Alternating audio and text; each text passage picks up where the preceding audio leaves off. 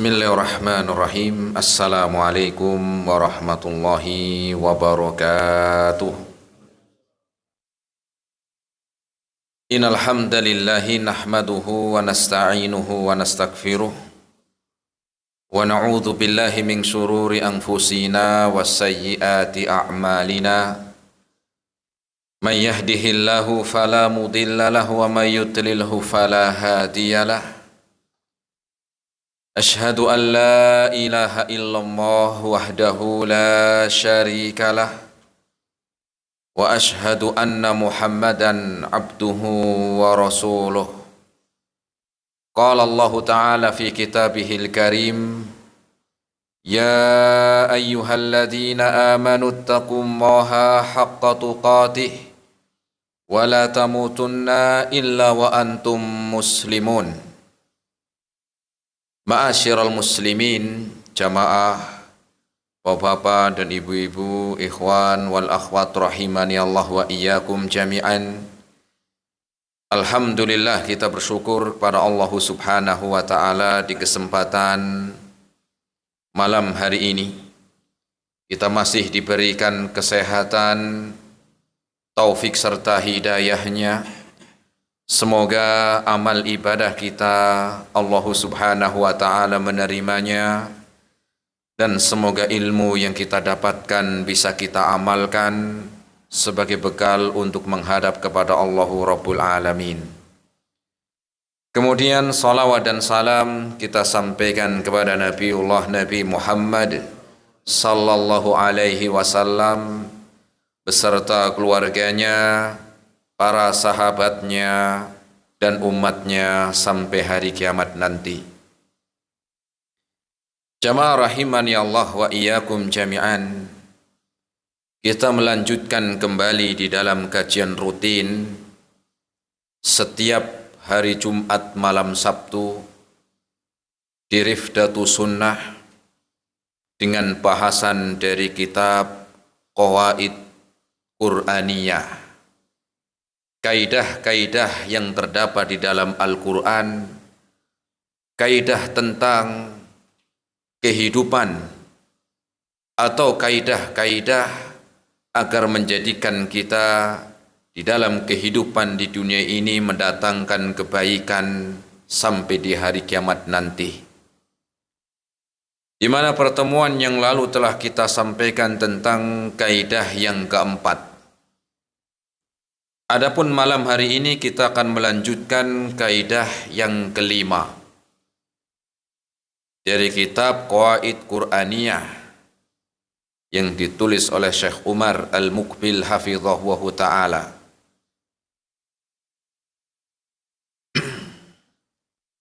Kaidah yang kelima terambil di dalam Al-Quran dalam surat Toha ayat yang ke-61. Surat apa? Toha ayat yang ke-61. Allah Subhanahu wa ta'ala berfirman, wa qad khaba man iftara wa qad khaba man iftara. Allah Subhanahu wa ta'ala berfirman, dan sungguh rugi, sengsara orang yang berdusta. Jamaah rahimani Allah wa iyyakum jami'an. Setiap perbuatan kita itu akan menjadikan dampak atau efek. Setiap perbuatan yang kita lakukan di dalam kehidupan dunia ini akan mendatangkan dampak atau efek. Baik itu yang kita lakukan dengan perbuatan yang baik ataupun perbuatan yang buruk akan mendatangkan efek. Baik itu efek yang akan didatangkan atau yang akan dia rasakan, efek yang positif ataupun yang negatif. baik sekarang atau nanti atau lusa. Ya.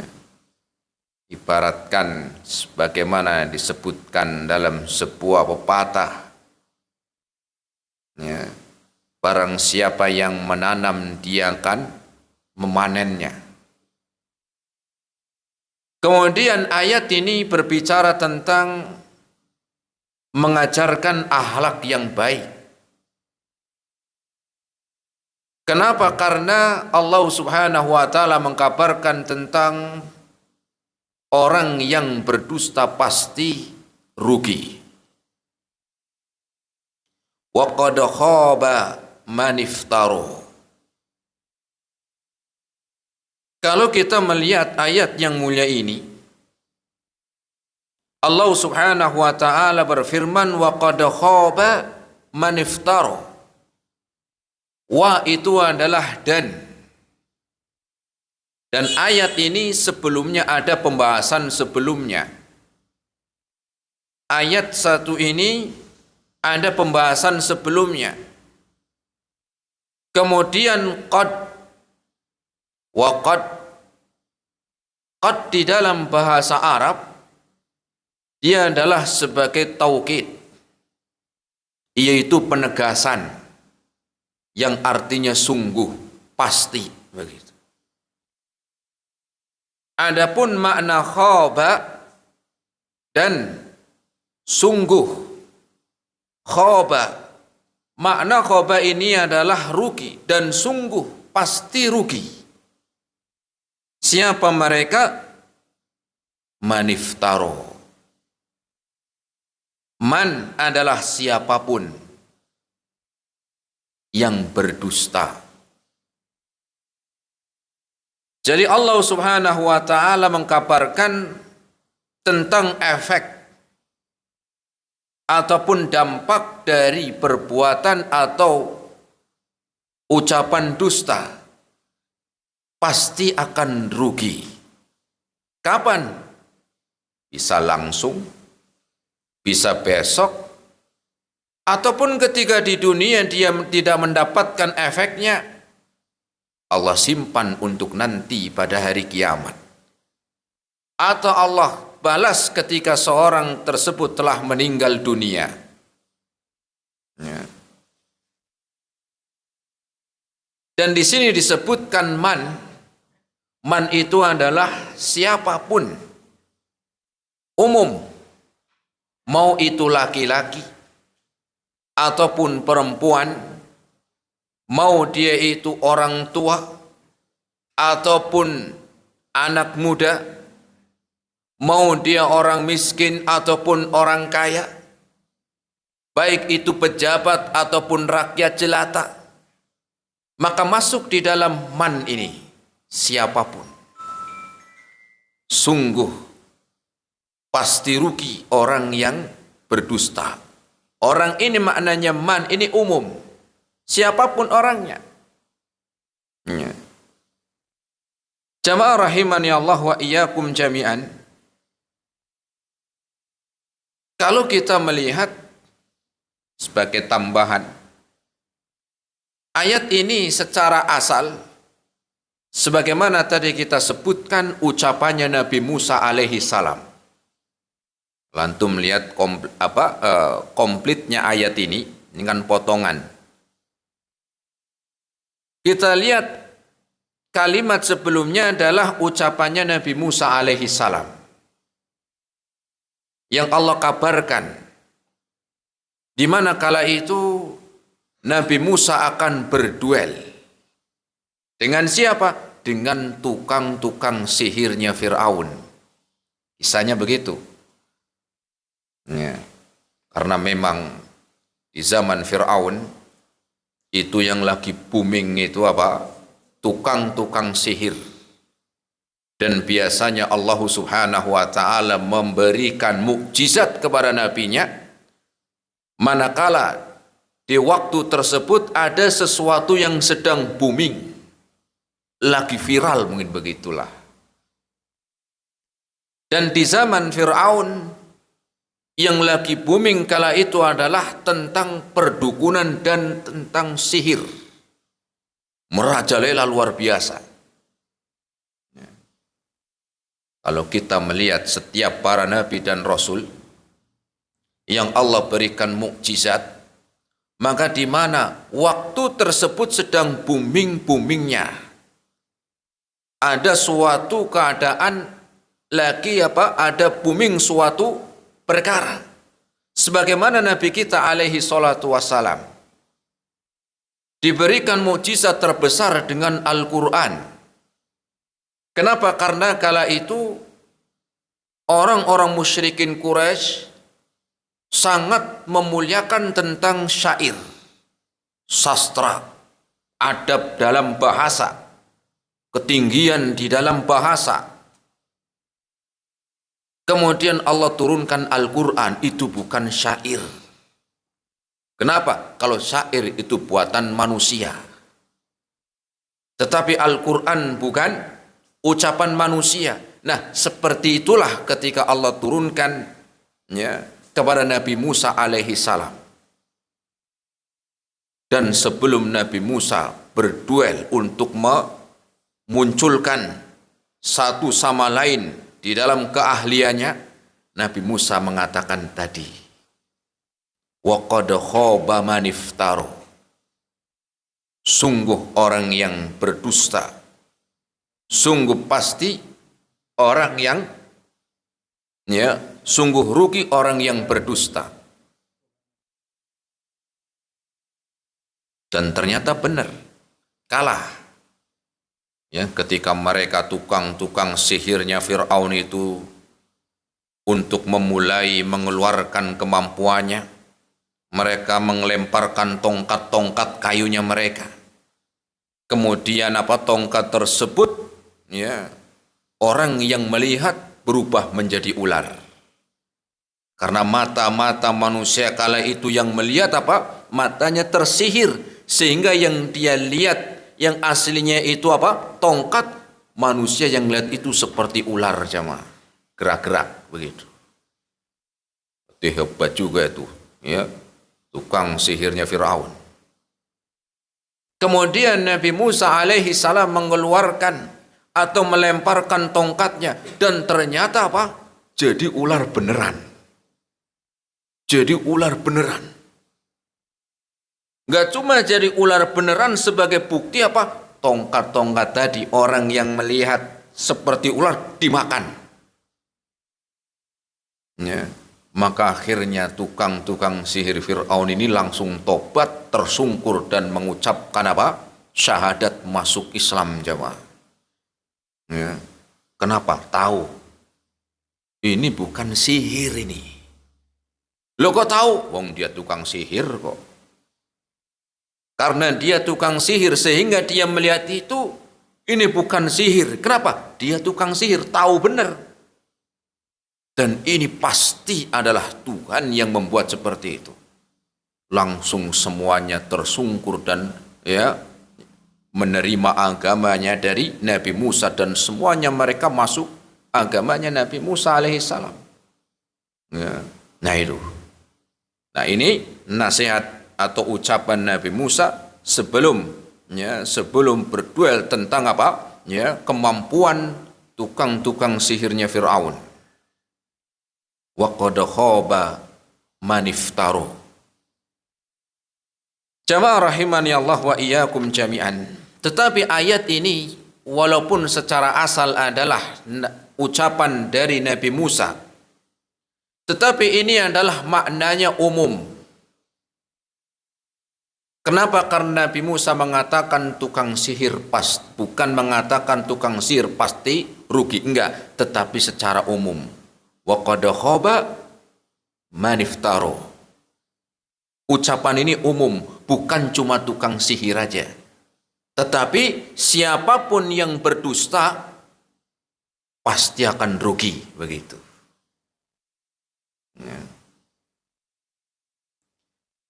Kenapa? Karena dampak buruk yang akan diakibatkan dari kedustaannya. Karena kedustaan akan membawa dampak buruk, itu pasti. Di antaranya membuat dampak buruk dari dusta, membuat pelakunya tidak tenang. Ya, nggak tenang. Kenapa nggak tenang? Ya takut ketangkep. Ya, takut ketahuan. Takut ketangkep KPK, misalnya begitu. Ya nggak cuma KPK doang, kita juga kalau dusta juga apa? Takut ketahuan. Ya. Dan juga mendatangkan kegelisahan. Dan ini kita sudah sebutkan di pertemuan yang lalu tentang kaidah sebelumnya, itu kaidah yang keempat. Ya. Itu makna dari jujur pada diri sendiri. Karena orang yang berdusta, ya, akan apa? Ya, akan mendatangkan kedustaan-kedustaan yang lainnya. Kemudian juga akan mengakibatkan rasa takut. Rasa takut. Khawatir. Ataupun mungkin takut kalau ya, jatuh wibawahnya. Ya. Kemudian jatuh citranya, nama baiknya. Ya. Kenapa? Kalau dia apa? Ya berdusta pasti akan apa? Ada rasa seperti itu walaupun kelihatannya senang, kelihatannya santai, kelihatannya hidupnya enak, oh hati-hati. Ya. Kenapa? Karena dampak buruknya demikian. Kemudian juga di antara dampak buruk dari dusta adalah termasuk dari sifat-sifatnya orang munafik. Termasuk di antara apa? Sifat-sifat orang munafik adalah demikian. Bisa menjadikan seorang tersebut masuk ke dalam sifat-sifat seorang munafik. Makanya Rasul sallallahu alaihi wasallam bersabda, ayatul munafiki salasun. Ciri-cirinya orang munafik, sifat-sifat dari orang munafik, idza hadatsa kadzaba. Pertama Rasul langsung mengatakan apabila berbicara dia dusta. Wa idza wa'ada akhlafa, dan apabila berjanji mengingkari. Ini sama, dusta juga. Wa idza tumina khana, dan diberi amanah dia berkhianat. Dia berkhianat. Maka ini di antara tanda-tanda sifat-sifat dari orang munafik adalah di antaranya berdusta apabila berkata. Ketika berjanji dia mengingkari, ini kan sama dusta. Ya nanti saya datang, tenang. Ternyata ngilang. Ya. Ketika berjanji mengingkari. Ya nanti bulan depan saya bayar utangnya. Sudah lewat 1 bulan, ngilang. Ya. Ataupun ketika diberi amanah khianat. Kalau memang tidak mampu ya sudah, jangan. Saya jangan diberi amanah itu, khawatir nggak bisa. Ya. Ini enggak, terkadang diberi amanah, ya khianat. Ini juga termasuk kedustaan yang besar. Masuk dusta, siap, bahkan bersumpah, ya, di atas Al-Quran lagi.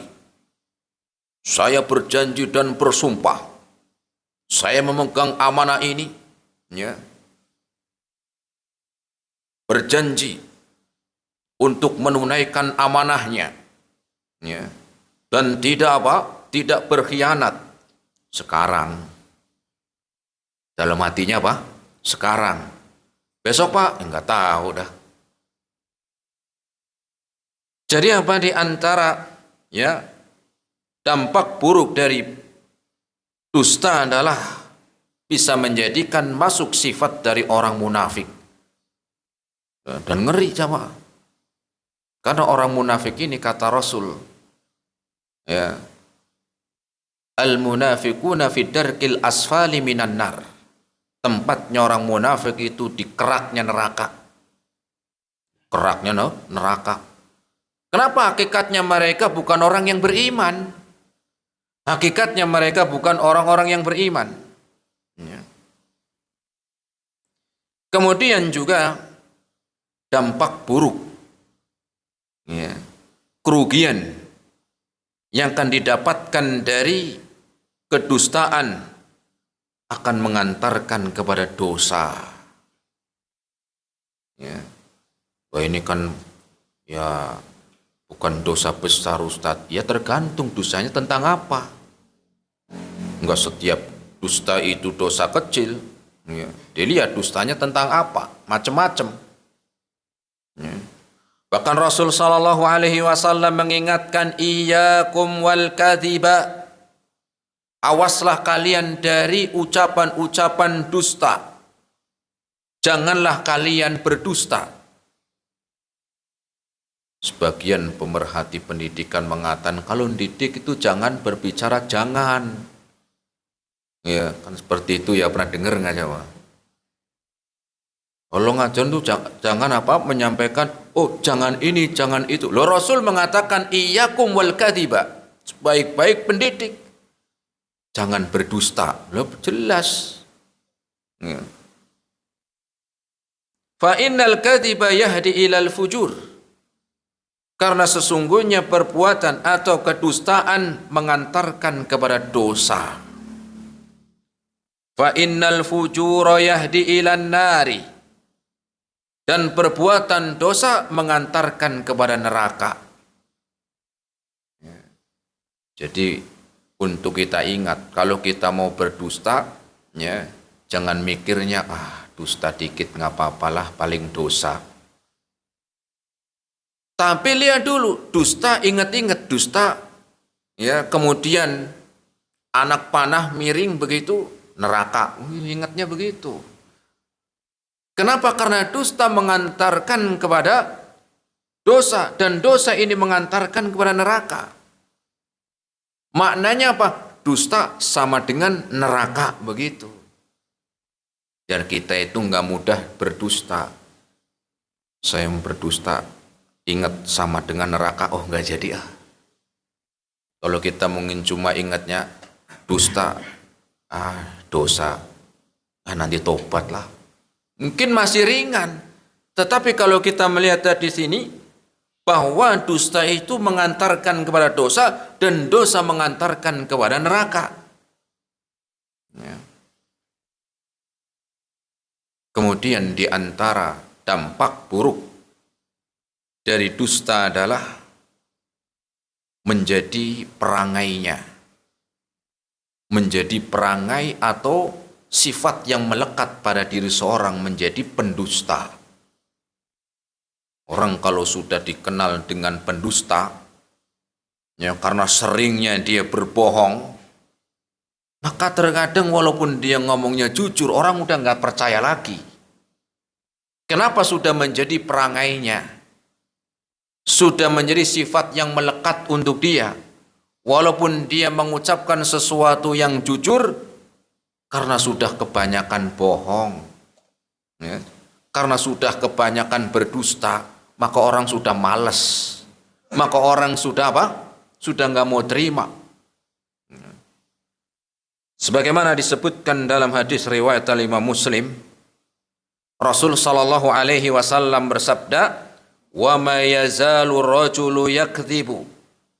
Senantiasa orang ketika berdusta, wa yataharral kadziba, dan dia mengulang-ulang terbiasa berdusta, hatta yuktaba indallahi kadzdzaba, sehingga Allah pun menetapkan baginya perangai pendusta. Ya, kayak Musailamah al-Kadzdzab. Namanya nggak ada, al-Kadzdzabnya itu nggak ada aslinya. Nama aslinya ya Musailamah. Siapa Musailamah? Yang ngaku nabi. Nggak ada, al-Kadzdzabnya itu nggak ada. Cuman orang kenalnya apa? Namanya ada itu, ada al-Kadzdzab. Kenapa? Kadzdzab itu pendusta. Padahal nama aslinya nggak ada. Kenapa? Allah telah menetapkan buat dia sudah menjadi perangai pendusta. Ya. Namanya Musailamah dari Yamamah. Tetapi orang sampai hari ini, padahal sudah 1400 tahun yang lalu, karena dia muncul zamannya Nabi. 1400 tahun yang lalu. Sampai hari ini apa? Dikenal dengan Al-Kadzdzab. Dikenal dengan Al-Kadzdzab. Kenapa demikian? Gak tanggung-tanggung dia ngakunya Nabi Jawa. Ngakunya Nabi. Yamamah itu sekarang itu Riyadh. Ya. Sekarang itu Riyadh, daerah sana. Ngaku Nabi. Walaupun banyak yang mengikuti karena dia memang ahli dalam bahasa. Ketika Amr bin As datang ke dia, ketika itu Amr bin As belum masuk Islam, katanya Musailamah Al-Kadzdzab, apakah betul di Mekah ada orang yang mengaku sebagai Nabi? Katanya Amr bin As, betul. Apa yang dia bawa? Dia mengaku mendapatkan wahyu dari Allah. Apa ayatnya? Mana buktinya? Amr bin As membacakan surat Al-Asr. Karena Al-Asr ini turun di Makkah. Wal asr, innal insana lafi husrin, illal ladzina amanu wa amilu salihati wa tawasaw bil haqq wa tawasaw bis sabr. Kemudian dia mengatakan, ya Amr, saya juga seorang nabi, kamu harus beriman kepada saya. Padahal Amr bin As ini dia belum masuk Islam. Yang benar ente, begitu. Mana ayat-ayat kamu seperti Muhammad tuh yang ada di Mekah? Sebentar, barusan malaikat Jibril sudah nunggu saya. Masuk kamar sebentar, kira-kira berapa menit keluar lagi. Barusan malaikat Jibril telah menyampaikan ayatnya kepada saya. Mana ayatnya? Dia membacakan surat palsunya. Ya Amr, dia kayak mau ngikutin surat Al-Asr. Ya Amr, wa ma adraka al-wabr, innal insana udunani wa sodr. Mantap nggak jamaah? Kayak apa di akhir huruf pro semua. Ya Amr, tahukah kamu al-wabr? Wabr ini burung. Ya. Innal insana udunani wa sodr. Sesungguhnya manusia itu memiliki 2 telinga dan 1 dada, 1 hati. Sodr. Ya. Katanya Amr bin As, wah penipu kamu ini, pendusta. Padahal dia yang pendusta itu belum masuk Islam. Itu kalau turunnya, ya, kalau seandainya Musailamah hari ini ada, banyak yang ngikut kali jamaah. Lu bener. Ya, sekarang itu ada aja kalau orang yang ngaku Nabi, ada aja yang ikut toh. Ya, ada aja orang yang ikut. Kalau ada orang yang ngakunya Nabi, ada aja yang ikut. Apalagi kalau seandainya Musailamah yang ada hari ini. Ya. Kemudian Amr bin As mengatakan, di antara ayat yang turun kepada Muhammad adalah surat Al-Fil. Dibacakan surat Al-Fil. Itu kan akhirnya huruf lam semua. Itu juga sama seperti saya, wahai Amr. Kamu nggak percaya seseorang Nabi? Sebentar, malaikat Jibril sudah manggil. Katanya dapat apa? Wahyu. Keluar lagi. Kemudian dia membacakan ayat-ayat dustanya lagi. Apa ayat dustanya? Al-fil, mal-fil, wa ma adrakal fil, huwa khurtumun tawil, walahu zail. Orang kalau hari ini ngelihat, iya Arab. Taunya apa? Taunya Arab. Ayo kita beriman, begitu nanti. Ya, hanya ada orang yang haji, yang umroh itu ngumpulin apa? Ngumpulin kertas-kertas. Ini ada Arabnya Quran, padahal berita. Ya, ternyata apa? Koran. Dikiranya Al-Quran Jawa, karena tulisannya kan mirip begitu. Ya. Al-fil, gajah. Mal-fil, tahu nggak kalian gajah? Wa ma adraka al-fil, tahu nggak kalian gajah? Huwa khurtumun tawil. Dia adalah yang, ya, adalah gajah adalah yang belalainya panjang. Wa khurtumun tawil. yang telinganya lebar dan belalainya panjang. Enak banget ya. Ya, itu anak TK juga bisa lah begitu. Ya. Maka apa? Dikenal dia dengan seorang yang kadzab. Makanya orang hari ini mengatakan Musailamah pasti ada al-kadzab. Allah jadikan sifat yang melekat kepada Musailamah. Kemudian jamaah rahimani Allah wa iyyakum jami'an.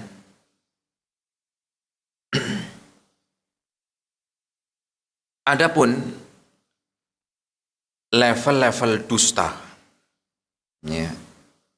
Dan dusta itu ada yang dosa besar, bahkan bisa ada yang bisa mengeluarkan dari agama.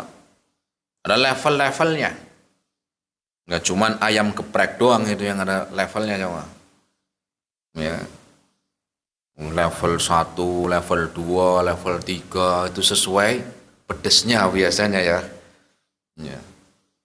Saya pernah beli, mau level up berapa mas? Memang ada levelnya. Ada paling tinggi apa? Level 8. Pedes banget. Ya level 1 aja lah. Cabainya berapa? 1, ya udah nggak apa. Ternyata pedes juga. Itu level 1, cabainya 1 lagi mana kalau apa? Level paling tinggi. Itu aja udah pedes. Nah ternyata dusta pun ada levelnya jamaah. Ada level dusta yang apa? Yang menjadikan dosa besar. Yang pertama adalah level pertama, level paling berat, ini berdusta atas nama Allahu Rabbul Alamin. Berdusta atas nama Allah Subhanahu wa Ta'ala. Ya. Kalau manusia yang dibohongin, manusia yang dia dustakan, masih mending. Ini Allah didustakan coba. Ya, dia katakan sesuatu yang tidak ada diri pada Allahu Rabbul Alamin. Ya. Sebagaimana disebutkan dalam Al-Quran, dalam surat Al-An'am ayat yang ke-21. Surat apa jamaah? Al-An'am ayat 21. Allah Subhanahu wa Ta'ala berfirman, "Wa man adlamu mimman iftara 'ala Allahi kadziba." Dan siapakah yang lebih zalim dari seorang yang berbicara atas nama Allah Subhanahu wa Ta'ala dengan kedustaan? Au kadzdzaba bi ayatihi, ataupun dia mendustakan ayat-ayatnya. Ya. Innahu la yuflihu adh-dhalimun. Sesungguhnya Allah Subhanahu wa Ta'ala tidak menjadikan orang-orang yang zalim itu apa? Ya, selamat, sukses, tidak. Ya, pasti ada balasannya.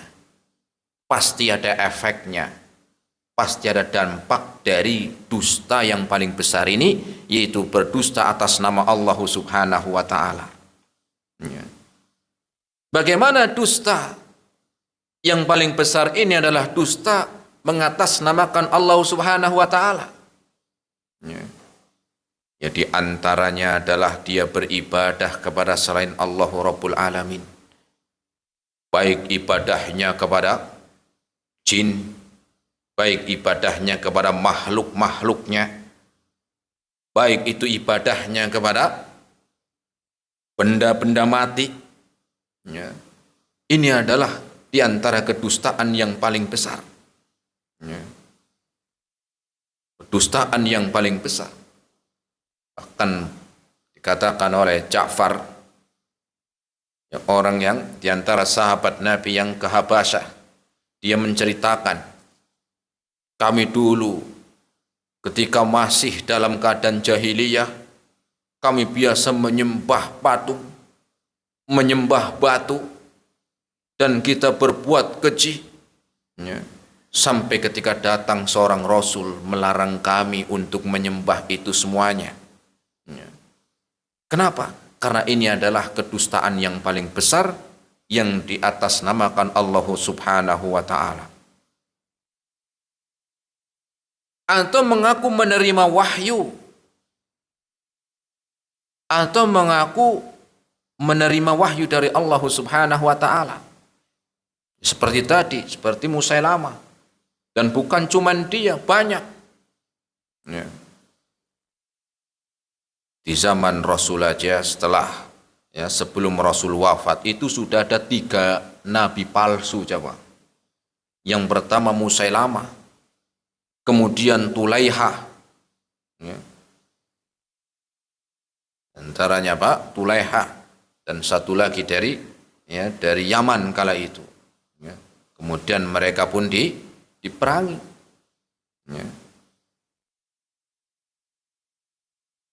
Atau diantaranya adalah contoh berdusta atas nama Allah Subhanahu wa Ta'ala, meyakini Allah punya anak. Itu dusta benar-benar itu. Ya.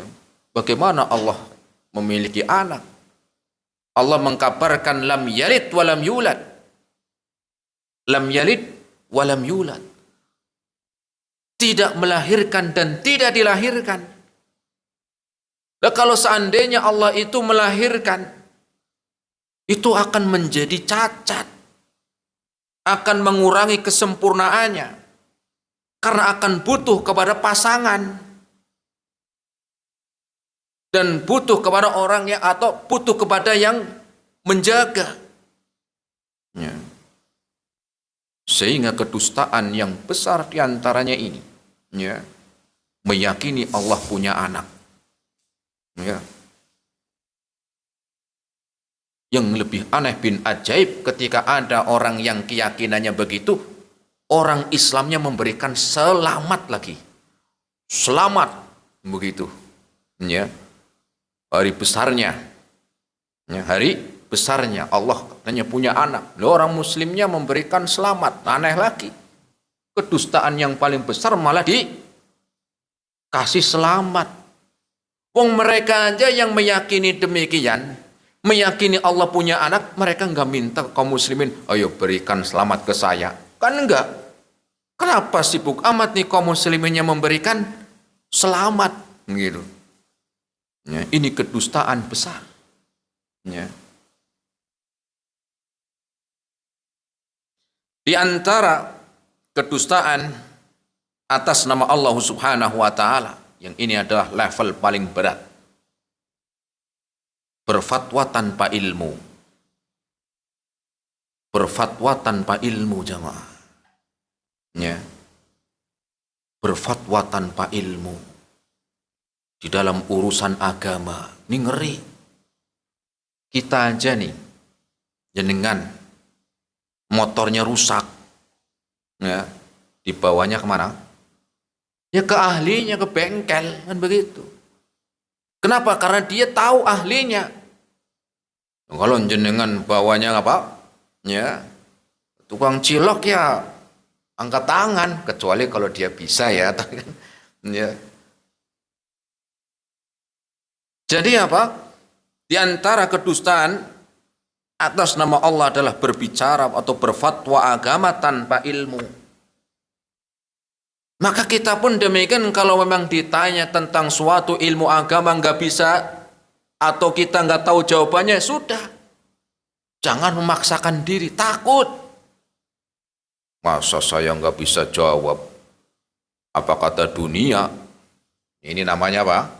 Ya, sombong ini. Kalau nggak tahu ya sudah. Masa kita dituntut semuanya itu harus tahu hukum-hukum? Kalau kita nggak tahu ya, saya nggak tahu, Allahu a'lam, tanya yang lainnya. Nggak apa-apa, nggak usah gengsi. Loh, masa saya ditanya harus apa? Nggak tahu. Padahal saya sudah dikenal misalnya. Ustadz sudah dikenal nasional misalnya. Masa ditanya nggak bisa jawab? Hati-hati, ini tipuan iblis jamaah. Seorang ulama Darul Hijrah yang disebut dengan Al-Imam Malik bin Anas, seorang pengajar Masjid Nabawi kala itu, zaman tabi'in kala itu, pernah suatu ketika dari suatu kampung yang jaraknya jauh mengutus beberapa orang untuk berangkat ke Madinah membawa pertanyaan-pertanyaan. Kurang lebih 40 pertanyaan jamaah. 40 pertanyaan. Ya. berangkat dari kampungnya untuk ke Madinah hanya untuk menanyakan tentang suatu permasalahan dalam agama. Bawa 40 pertanyaan. Setelah selesai dari majelis, disampaikanlah kepada Imam Malik, "Wah Imam, kami datang jauh-jauh ke sini. Dan orang kampung kami sudah membawa titipan-titipan pertanyaan. Kami ingin menanyakan kepada engkau dengan harapan kami mendapatkan nasihat dan petunjuk serta jawaban-jawabannya." Katanya Imam Malik, silakan. 1, disebutkan pertanyaannya. Katanya Imam Malik, la adri, saya nggak tahu jawabannya. 2, disebutkan pertanyaan lagi, la adri, Allahu a'lam, saya nggak tahu jawabannya. 3, disebutkan. Sampai yang dijawab itu kurang lebih cuma 2 jemaah. Yang dijawab cuma 2. Itu kira-kira kalau jenengan yang bawa pertanyaan itu gimana? Masa 40 cuma yang dibawa jawab 2? Wah itu kan berarti kayak maksa begitu. Maka dia protes, "Wah Imam, kami datang jauh-jauh membawa sekian pertanyaan, yang dijawab cuma 2. Marah Imam Malik. "Apakah engkau memaksa saya untuk bisa menjawab? Ya. Apakah engkau memaksa saya untuk menjawab pertanyaan yang memang saya nggak tahu?" Ya.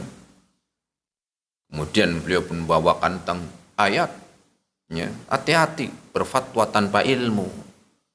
Ya. Kenapa? Sebab di antara penyesatan-penyesatan itu karena fatwa tanpa ilmu.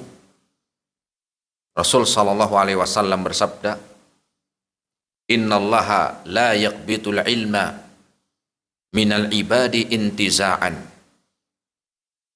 Tidaklah Allah itu mencabut suatu ilmu dalam diri seseorang itu bukan sekaligus. Bukan kitabnya yang terbang begitu, bukan. Walakin biqabdil ulama. Tetapi Allah mengangkat ilmu dengan diwafatkan orang-orang alimnya. Orang alim wafat berarti ilmunya ngikut. Hatta idza lam yabqa aliman, sampai ketika tidak ada lagi, sudah jarang didapati orang yang alim. Ittakhadhan nasu ru'usan juhala. Datang orang-orang ini minta fatwanya kepada orang-orang jahil. Cuman penampilannya aja yang kelihatan alim. Ya, datangnya kepada orang jahil. Penampilannya doang kayaknya meyakinkan, pakaiannya, pecinya, jenggotnya gitu kalian gitu kan. Ditanya tentang suatu agama, atau yang cuman pinter ngomong doang, ngomongnya bagus, retorikanya bagus, tapi nggak tahu ilmu. Ya, fasu'ilu fa'aftau bi ghairi ilmin. Kemudian orang ini pun diminta untuk memberikan fatwa, sehingga karena tidak memiliki ilmu, fa'aftau bi ghairi ilmin, sehingga dia pun berbicara tanpa dasari dengan ilmu. Fadallu wa adallu, maka dia sesat nyesatin orang lagi. Sudah sesat nyesatin orang, sudah nggak tahu nyesatin orang. Ya. Orang datang kalau masih alamat masih mending. Pak, dari sini mau ke Mangkang itu kemana Pak arahnya? Oh, jenengan ya ke sana. Ya, tahu ya daerah sini misalnya. Ya, rumah sakit Karyadi, wah itu sana terus tuh. Ya, sampai ke Ungaran sana. Arahnya bukan ke sana, ya, udah nggak tahu apa, ya, nyesatin orang. Itu kalau alamat masih mending. Nah kalau tentang ilmu agama, ya, karena masalahnya bukan cuma di dunia, masalahnya akan dibawa juga sampai di alam kubur dan sampai nanti pada hari kiamat. Sehingga kita pun berhati-hati. Maka kedustaan yang besar diantaranya atas nama Allah berfatwa tanpa ilmu, sehingga sesat dan menyesatkan. Kemudian contoh yang lain adalah menghalalkan apa yang Allah haramkan, menghalalkan apa yang Allah haramkan, atau sebaliknya mengharamkan apa yang dihalalkan. Itu berdusta atas nama Allah. Kenapa? Karena hak halal dan haram itu dari Allah, bukan dari manusia. Ya. Kita itu khawatir ketika mengatakan halal ternyata aslinya haram. Atau ketika kita mengucapkan halal yang aslinya haram. Hati-hati, kita juga takut ya, berdusta atas nama Allah Subhanahu wa taala. Ya. Oh, berzina boleh asal nggak ketahuan katanya. Ya. Kan ada tuh, ya belum lama kan begitu. Yang ngomong katanya orang yang berpendidikan lagi. Ya, di daerah sini lagi. Ya. Nggak apa-apa berzina. Yang penting nggak ketahuan. Orang yang nggak sekolah aja ya, orang yang nggak sekolah ditanya, mas, orang yang zina itu hukumnya apa? Haram. Itu orang nggak sekolah loh. Ini yang katanya berpendidikan. Ya. Bahkan sebagai pengajar untuk para mahasiswa, aneh bin ajaib. Ya, orang yang nggak sekolah aja pak, ya, dia mengatakan nggak boleh. Nah, kemudian level yang kedua jamaah, dusta level keduanya adalah berdusta atas nama Rasul Sallallahu Alaihi Wasallam. Berdusta atas nama Rasul Sallallahu Alaihi Wasallam. Di antaranya seperti apa? Menyebarkan hadis-hadis palsu. Menyebarkan hadis-hadis apa? Palsu. Ya. Kenapa kalau kita berdusta atas nama fulan masih mending? Tetapi kalau ada seorang yang berdusta atas nama Nabi dengan menyebarkan apa? Di antaranya menyebarkan hadis palsu, ini kayak syariat jadinya. Seperti membuat syariat. Kenapa? Berdusta atas nama Nabi. Makanya Rasul pun bersabda dalam hadis riwayat Imam Muslim, inna kadiban alayya laisa kakadzabi ala ahadin. Sungguh kedustaan atas namaku tidaklah seperti dusta kepada seorang. Sungguh orang yang berdusta atas namaku tidak seperti dia berdusta kepada seseorang. Kenapa? Itu tadi, berdusta atas nama Nabi jadi syariat nanti. Seakan-akan dia lagi apa? Membuat syariat, berdusta atas nama Nabi. Ya. Dengan menyebarkan hadis-hadis palsu. Wa man kadzaba alayya muta'ammidan falyatabawwa maq'adahu minan nari. Barang siapa yang berdusta atas namaku, maka bersiaplah untuk menempati tempat kaplingnya di neraka. Tempat kapling segala sama.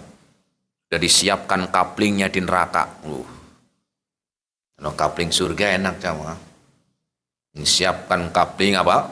Kaplingnya di neraka orang yang berdusta atas nama Nabi. Ya. Atau diantaranya dia menganggap suatu ibadah yang tidak pernah dicontohkan oleh Nabi. Ini juga berdusta atas nama Nabi. Tidak pernah dicontohkan, tetapi dia menganggap ibadah, dia menganggap syariat. Berarti dia sudah mendustakan Rasul. Rasul nggak pernah apa? Ngajarin, nggak pernah ada hadisnya. Kok dia anggap sebagai ibadah? Hati-hati. Ya. Hati-hati. Dia sudah mengatakan ini ibadah. Mungkin dulu Rasul lupa kali, begitu dia. Dia anggap Rasul lupa.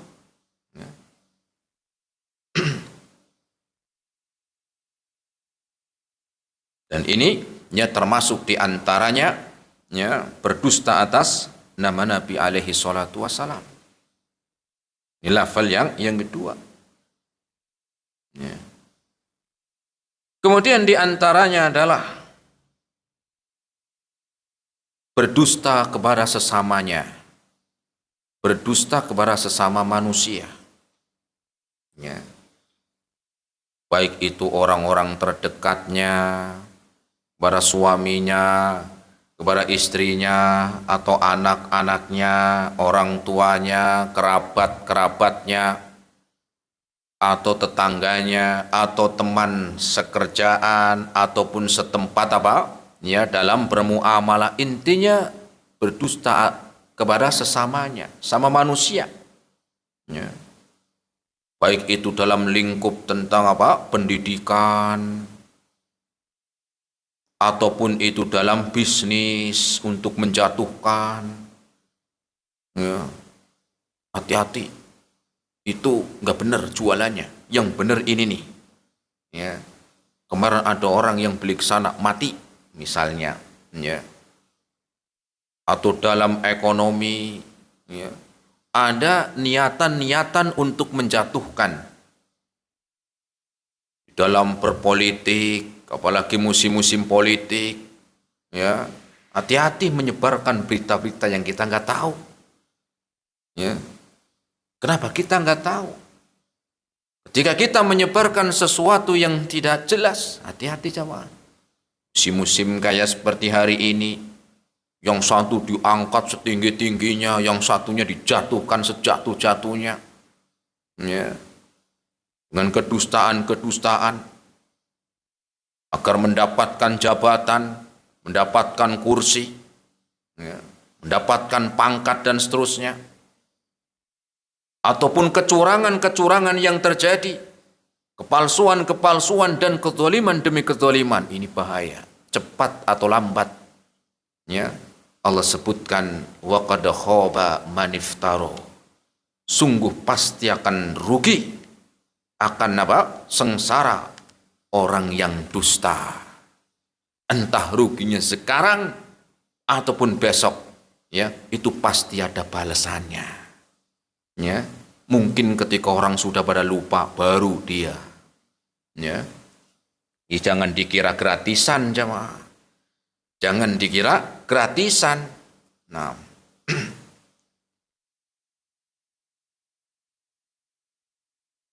adapun keutamaan meninggalkan, ya, meninggalkan dusta, keutamaannya banyak sebenarnya. Kita sebutkan satu hadis Nabi tentang keutamaan, ya, meninggalkan dusta. Rasul Shallallahu Alaihi Wasallam bersabda dalam hadis yang diriwayatkan oleh Imam Abu Daud, "Ana za'imun bi baitin fi robatil jannati liman tarakal miraa."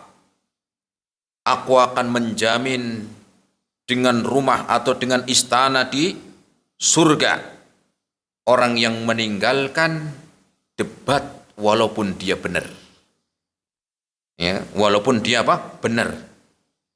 Maka apa? Kita berusaha menjauhi debat, apalagi debat yang nggak pakai aturan, ya, ini ngomong putus, ini lagi ngomong diputus, lagi dipotong lah, nggak ada manfaatnya, ya.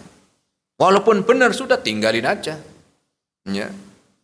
Kalaupun mau berdebat pakai etika, kasih kesempatan ngomong, kasih kesempatan untuk bertanya, gantian. Dan ini ngomongnya setengah jam, ini baru ngomong 2 menit udah dipotong. Ya gimana mau menjelasin? Maka ya Rasul mengatakan, ana zaimun bi baitin fi robatil jannati liman tarakal miraa wa in kana muhiqqan. Saya akan menjamin dengan istana di surga seorang yang menjauhi, meninggalkan debat walaupun dia benar. Bukan berarti nggak boleh debat, ya, kalau memang ada manfaatnya silakan. Tetapi di dalam berdebat itu bukan permasalahannya menang atau kalah. Ya kalau main bola ya menang kalah.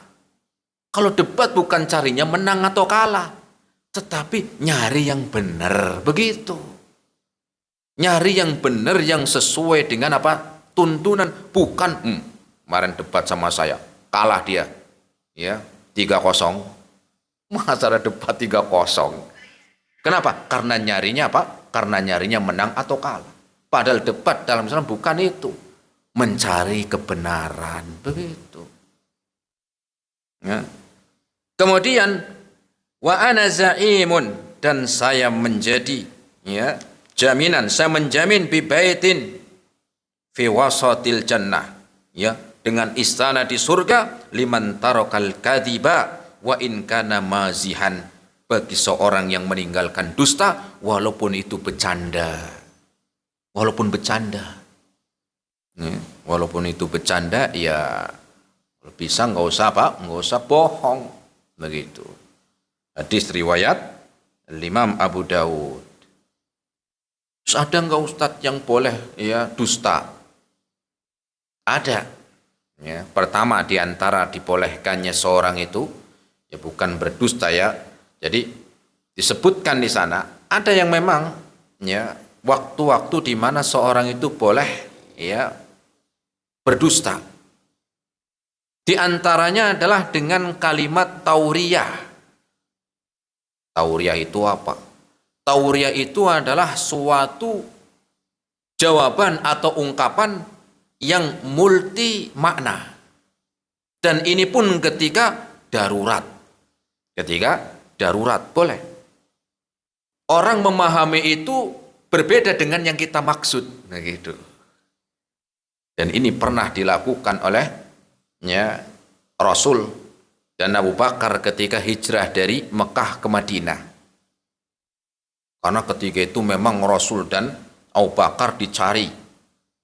Ya, dicari kemana-mana dicari karena satu ya, dihargai satu kepala itu 100 onta 100 onta kalau 200 baik hidup ataupun mati. Maka semuanya orang waktu nyari pengen kaya mendadak sama. Sampailah Rasul itu ketemu dengan orang-orang musyrikin yang memang juga lagi nyari gitu loh. Orang-orang yang bukan yang nyari tetapi ketemu dengan orang-orang yang dekat dekat Madinah. Ya. Ketemu Abu Bakar tapi nggak kenal Rasul gitu loh. Dan dia bertanya, "Ya Abu Bakar, itu yang di depan kamu siapa?" Ya. Hada hadin ila thoriq. Ini adalah penunjuk jalan begitu. Yang dipahami orang yang nanya karena lagi dicari tuh, ya, dengan dia sekian ratus onta. Ya, ini adalah penunjuk jalan. Yang dipahami orang yang nanya, oh berarti ini ya penunjuk jalan, nunjukin ke sini. Karena dulu itu ada kerjaan di antara kerjaan nunjukin jalan ada. Ya, tuh orang Arab dulu ada kerjaan. Ya, kegiatan sehari-harinya dia, kegiatannya itu sebagai penunjuk jalan itu dapat upah gitu loh.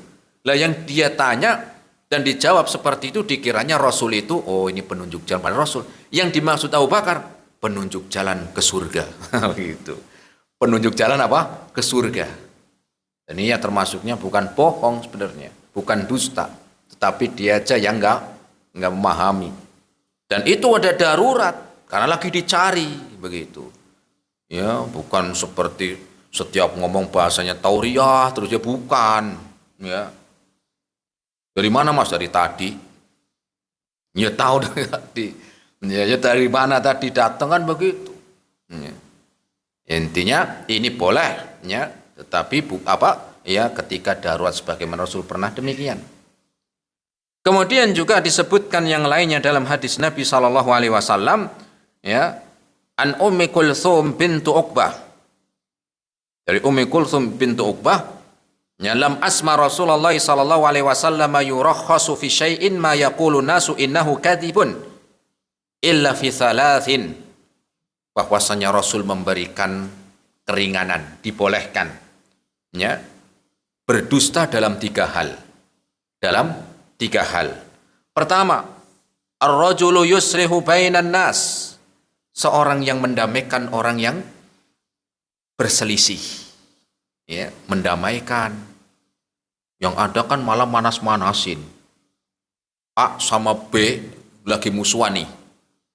Yang ada malah apa? Manasin. Ngomong ke A, ya, tadi sih nantangin kamu. Ya siapa? B. Ngomong ke B itu nantangin kamu tadi. Saya lihat di sana. Ketika ketemu ribut akhirnya. Berdusta itu boleh di dalam mendamaikan. Misalnya gimana? Oh ini lagi ribut. Ngomong ke A. A, tadi saya ketemu B. Terus gimana? Dia katanya tadi menyampaikan salam. Wah, apa ya? Betul, padahal enggak. Padahal apa? Padahal enggak. Kemudian ngomong ke B. A, tadi dapat salam. Dari mana? Dari A. A yang benar. Betul. Kira-kira kalau ketemu gimana? Oh Masya Allah, jadi apa saudara? Ketemu apa? Damai. Ya. Jadi damai. Ini boleh berdusta untuk mendamaikan. Ya. Wa rajulu yakdzibu limraatihi, atau seorang suami yang berdusta kepada istrinya. Boleh totat. Wah, nanti saya bukan berdusta untuk apa? Ya, berdusta di sini yang dimaksud untuk menumbuhkan kecintaan, begitu. Jadi jangan dipahami, suami boleh atau berdusta kepada istrinya. Enggak, ini berdusta untuk menumbuhkan kecintaan antara suami dan istri, menumbuhkan keharmonisan. Masak, padahal ya apa? Kasinan.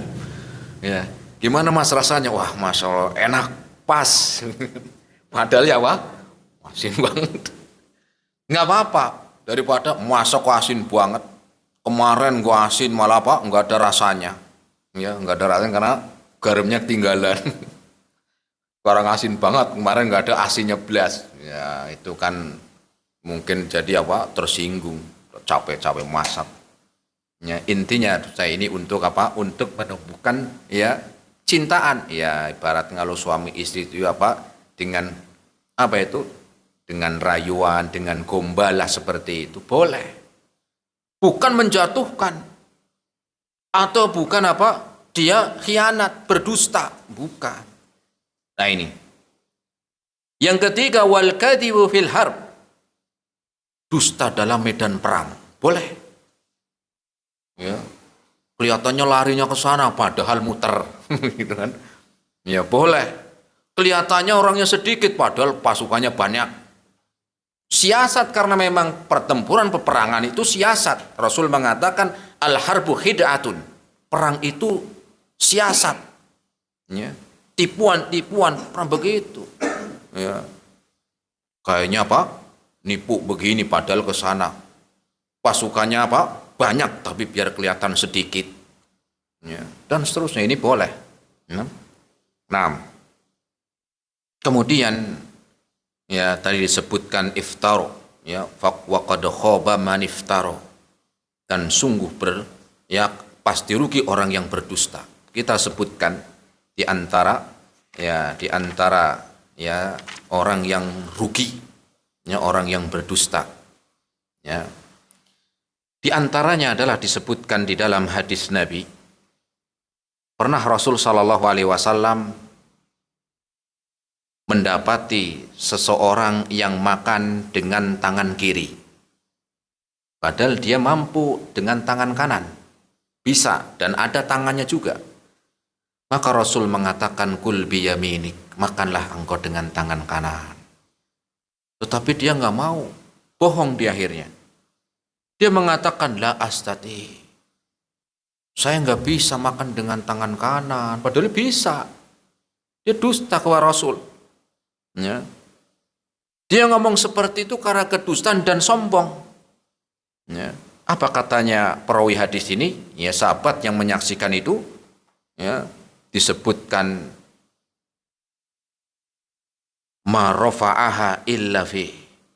Ma rafa'aha illa fihi. Maka ketika itu langsung tangan yang kanannya itu lumpuh, jamaah. Lumpuh gara-gara dusta, ngomongnya nggak bisa makan dengan tangan kanan. Ya, kalau dia ya langsung ganti ya, atau ada mal ini enggak, para dusta langsung lumpuh sama. Ya, kualat berarti ini. Ya, kualat. Kemudian dia di antaranya yang lain juga disebutkan. Qala Abu Abdullah Muhammad bin Ismail At-Taimi, sebutkan dalam riwayat Muslim, seorang yang bernama Abdullah bin Muhammad ibnu Ismail. Ya. Pernah suatu ketika ya, ada seorang yang mendengar hadis Nabi. Ada seorang yang mendengar hadis Nabi, Rasul bersabda, "Idza istaiqadha ahadukum min naumihi fala yaghmas yadahu fil ina'i hatta yughsilaha."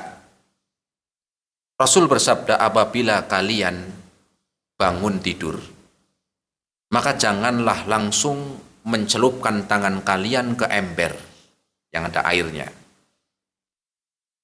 Sampai engkau mencucinya dulu, cuci dulu tangannya, baru nggak apa-apa masuk ember, gitulah.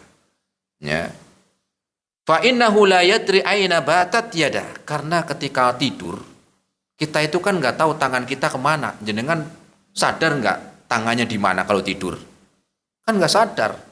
Entah di kemaluan, entah itu di tuburnya, macam-macam kita nggak tahu, nggak sadar. Namanya orang tidur kan nggak sadar. Ada orang yang mendengar hadis Nabi ini, ya, dia apa? Dia mengatakan, ana adri aina batat yadayya. Saya itu tahu kalau tidur tangan saya di mana, tahu saya, begitu. Ya, tapi ini kisahnya ini setelah Rasul wafat. Ya, jadi ada seorang alim yang menceritakan tadi, Abdullah bin Muhammad ibnu Ismail. Orang ini sombong, berdusta. Aslinya yang nggak tahu gitu loh, nggak tahu. Dia mengatakan tahu tangan saya di mana, jadi bebas setelah bangun tidur gitu. Akhirnya apa? Batat fi firashi fa asbaha wa qad adkhala yadahu fi duburi ila dira'ihi. Maka besok paginya itu gempar jamaah. Rame. Kenapa? Orang ini bangun tidur tangannya masuk duburnya sampai sebelum siku. Kayak apa itu? Ya mungkin ya badannya melengkung, tangannya masuk duburnya sampai segini. Ya, karena berdusta. Ya, apalagi ini berdusta, ya, mendustakan tentang Rasul sallallahu alaihi wasallam ini jamaah, yang semoga bisa kita ambil pelajarannya. Maka apapun, ya, siapapun, tentang niat kita di dalam berdusta, ya, dan juga ingat bahwa dusta itu memberikan dampak dan juga efek. Maka ya berusahalah untuk kita semuanya, ya, untuk meneladani, ya, tentang ayat-ayat Al-Quran yang mengajarkan kepada kita untuk dijauhkan dari, ya, kedustaan. Semoga Allah subhanahu wa ta'ala mengampuni dosa-dosa kita semuanya, dan semoga Allah subhanahu wa ta'ala memberikan kebaikan dunia dan di akhirat nanti. Wa sallallahu ala nabiyyina Muhammad wa ala alihi wa ashabihi wa sallama tasliman katsira. Silakan jamaah kalau ada yang mau bertanya yang mungkin bisa dijawab. Bismillah.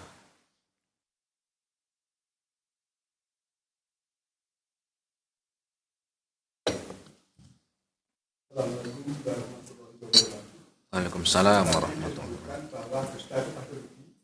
Sementara menghindari dusta itu disediakan surga. Apa itu sama dengan hukuman? Kalau berbuat jelek pasti menerima keburukan, kalau berbuat baik menerima kebaikan. Terima kasih. Wassalamualaikum warahmatullahi wabarakatuh. Waalaikumsalam warahmatullahi wabarakatuh. Ya. Apakah balasan kebaikan dan balasan keburukan itu juga sama dengan karma gitu ya Pak? Ya, dengan karma itu katanya kalau berbuat baik pasti menerima kebaikan, berbuat jahat pasti menerima keburukan. Ya, ya. Adapun kebaikan yang dimaksud adalah kebaikan menurut syariat Allah Subhanahu wa taala.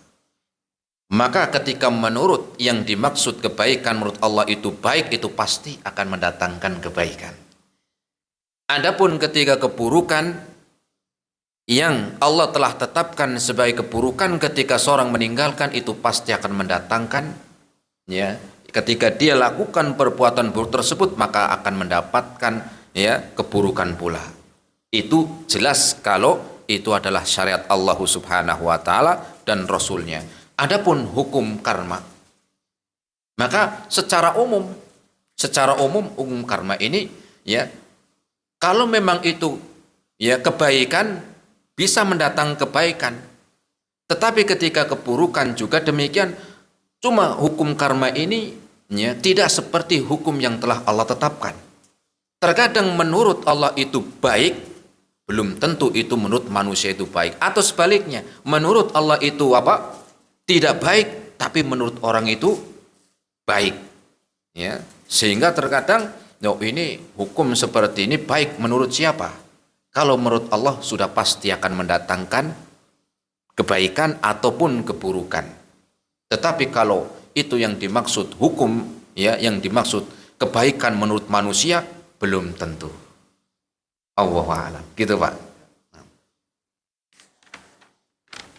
Ada lagi jamaah? Itu termasuk yang dikatakan dalam surat itu yang mengatakan bahwa berbuat baiklah walaupun sedikit pasti akan menerima balasannya. Demikian pula berbuatlah, kalau berbuat buruk walaupun sekecil apapun pasti akan menerima balasannya juga. Pas sama dengan itu. Iya. Rasul sallallahu alaihi wasallam bersabda, ya, al jazaa'u min jinsin amal. Balasan adalah sesuai yang diperbuat, ya. Maka ini balasan sesuai yang diperbuat manakala perbuatan tersebut ya adalah yang memang telah ditentukan, ya, ditentukan. Maknanya apa? Kebaikan di sana mendatangkan balasan yang baik, ya, dan keburukan pun akan mendatangkan keburukan, yaitu yang jelas dari Allah dan Rasulnya. Apakah sama dengan tadi itu sama dengan karma? Ya, sekali lagi hukum karma ini adalah ya mungkin bagi orang itu baik, tetapi bagi Allah belum tentu baik. Maka berbeda dengan hukum yang Allah tetapkan. Ya, berbeda dengan apa? Ya, yang Allah telah tetapkan. Adapun hukum karma itu ya hukum manusia. Kalau itu memang kebaikan secara umum baik, bisa mendatangkan kebaikan. Tetapi yang beda ketika itu adalah yang dianggap baik oleh siapa? Oleh manusia, ya. Kemudian dianggap ya atau kebaikan yang dianggap oleh manusia tetapi itu aslinya tidak baik menurut Allah. Misal contohnya, ya, misalnya ya seorang ya meyakini ya jimat misalnya, meyakini sudah dia yakini turun temurun sudah adatnya ini mendatangkan manfaat. Bagi dia kan baik, tetapi bagi Allah itu tidak baik. Sehingga kalau kita meninggalkan bahkan mengingatkan itu nggak baik, ya bukan berarti kita lagi bukan berarti kalau kita ya mengingatkan itu nggak baik terus kita berbuat buruk, tidak, karena memang itu tidak baik menurut Allah. Apakah itu nanti menurut dia, oh ini baik kok dikatakan nggak baik, kamu bisa kualat gitu. Menurut mereka begitu, maka tidaklah demikian. Karena yang dimaksud dengan balasan sesuai yang diperbuat adalah ya kebaikan-kebaikan yang secara umum dan kebaikan-kebaikan yang tidak melanggar syariat. Allahu a'lam bishawab. Gitu, Pak. Silakan kalau ada pertanyaan yang lain.